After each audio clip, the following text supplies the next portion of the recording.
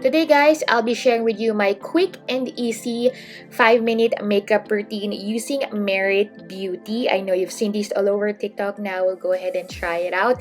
This brand will focus on the saying less is more. So let's go ahead and begin. I'll be starting off with this foundation stick. And as you can see, I am starting off with the center of my face and just covering those imperfections. I am using this blending brush to blend it out. And I'll be focusing more on the brows since I can't live without brows. So I'm just going to brush this off on my brow hairs, and as you can see, it made my brows fuller, and I love this blush. As you can see, it has the perfect flush of color.